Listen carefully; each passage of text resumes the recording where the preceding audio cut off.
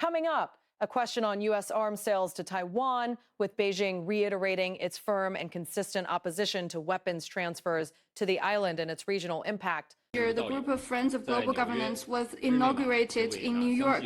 Within just 5 months, the group was successfully launched in Geneva and Vienna. With growing membership, its influence and cohesion has also been on the rise. This fully shows that the Global Governance Initiative stands at the forefront of our times and meets the need of all countries. It is where the arc of history bends and public opinion trends. We hope all parties will take the upcoming Group of Friends meeting as an opportunity to build consensus on reforms, strengthen coordination and cooperation, find effective solutions to global challenges, jointly safeguard the authority and stature of the United Nations, and foster a more just and equitable global governance system. Next one, please. 总台华语中心记者提问：发言人昨天介绍了俄罗斯总统普京访华成果。我们注意到 Yesterday, you briefed us on the outcomes of President Putin's visit. We noted that 2 presidents signed the joint statement on further strengthening comprehensive strategic coordination and deepening good neighborliness and friendly cooperation.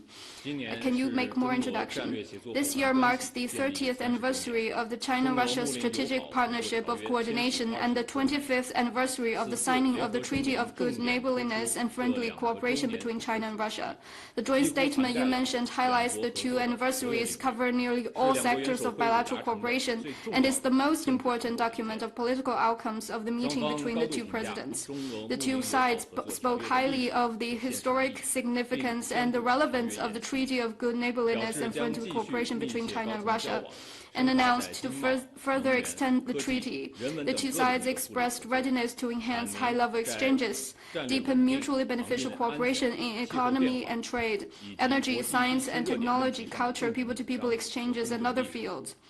The 2 sides made clear shared propositions and just position on Next, Wang Yi outlines China's global governance initiative and the expanding group of friends working to build consensus and wider cooperation on global reform. Strategic stability, shipping security, climate change, as well as international and regional hotspot issues, and will step up communication on multilateral platforms such as the UN, SCO, BRICS, APEC, and the G20, jointly advocate an equal and orderly multipolar world and a universally beneficial and inclusive economic globalization. The joint statement further consolidates the foundation of China-Russia Comprehensive Strategic Partnership of Coordination for the New Era and charts the course for future cooperation. As the 2 presidents signed and issued the joint statement, China stands ready to work with Russia to carry forward the spirit of equality, mutual respect, good faith, and win-win cooperation, and work for higher quality development of China-Russia relations.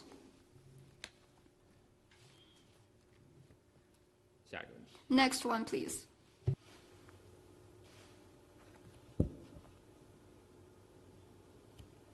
谢谢发言人。新华社记者提问：发言人能否进一步介绍王毅外长访问加拿大的背景情况？ Could you brief us more about Foreign Minister Wang Yi's visit to China?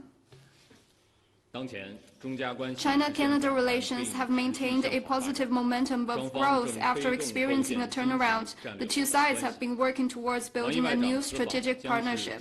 As the first visit by a Chinese foreign minister to Canada in 10 years, Foreign Minister Wang Yi's trip is of great significance for consolidating the positive momentum in the turnaround of bilateral relations.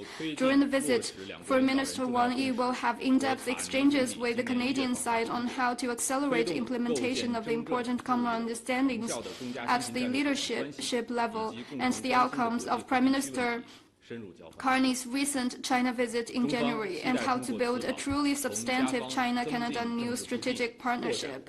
It is our hope that through this visit, the 2 sides could enhance political. Now a look at the China-Russia presidential meeting and the joint statement deepening comprehensive strategic coordination, wider cooperation, and future ties. Mutual trust, expand mutually beneficial cooperation, properly manage differences, and ensure that bilateral ties will continue to move forward on the track of sound, steady, and sustainable development to deliver more benefits to both peoples.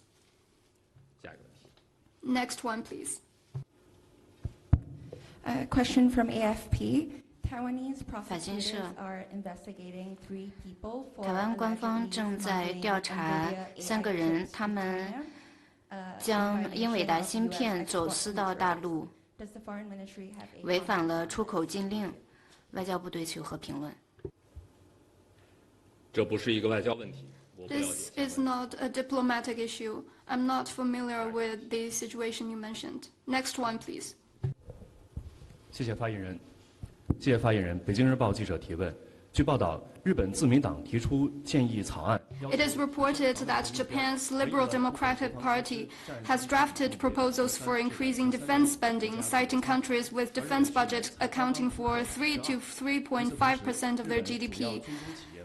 Meanwhile, recent years have seen a large increase in defense-related sales revenue of Japanese key defense contractors. What is China's comment? According to the latest statistics, Japan's defense expenditure increased by 9.7% in 2025, which hit a record high in history.